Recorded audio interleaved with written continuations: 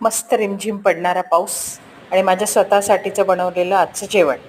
खरं तर एकट्यासाठी स्वयंपाक करायला कंटाळा येतो, पण काय करणार, स्वयंपाक तर करावाच लागतो. मग मस्त 2 बारीक बारीक ज्वारीच्या भाकरी केल्या आणि हिरव्या मिरचीची मुगाची डाळ, त्याच्यासोबत नागलीचं पापड, शेंगदाण्याची चटणी आणि आमच्या मावशी आजींकडचे आंबे. आता मी जेवायला बसणार आहे, त्याच्या आधी ब्लॉग पोस्ट करते. तर या सगळ्यांनी जेवायला. मस्त शाळूचं पीठ आहे आमच्याकडे ज्वारीचं, त्याच्या भाकरी तुम्ही जेवढ्या बारीक थापाल तेवढ्या बारीक येतात छान.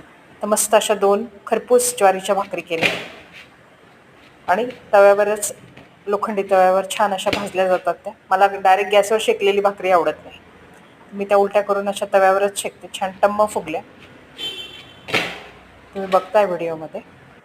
आणि मग मुगाची डाळ स्वच्छ धुवून घेतली, उकळलेलं पाणी, हिरवी मिरची, भरपूर लसूण आणि कोथिंबीर आणि जिरं मोहरी हिंगाची फोडणी दिली.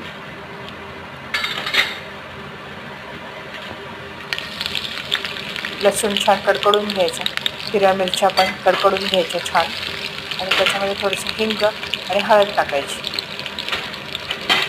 आणि मुगाची डाळ पण परतवून घ्यायची मस्त.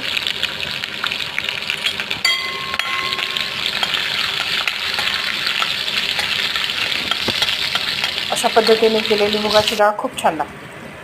तुम्ही एकदा करून बघा. आणि पावसाळ्याच्या दिवसामध्ये तर ती अगदी सूपसारखीच लागते खायला. आणि मुगाची डाळ चवीला उकळल्यामुळे ती जास्त छान लागते.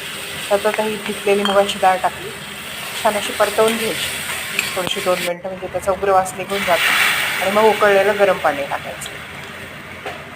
गरम पाणी टाकून बरं पाणी टाकायचं, त्याच्यानंतर कोथिंबीर आणि 1 चमचाभर शेंगदाण्याचा कूट घालायचा, की ज्याच्यामुळे त्याला दाटसरपणा पण येतो आणि चव पण छान लागते.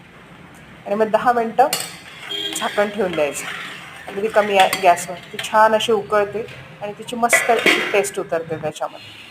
कुठलीही भाजी झाकण ठेवूनच शिजवायची. अशी छान भाजी तयार झाली आहे. मी आता जेवायला बसणार आहे, तर तुम्ही पण या जेवायला आणि अशी भाकरी भाजी करून नक्की एन्जॉय करून जा.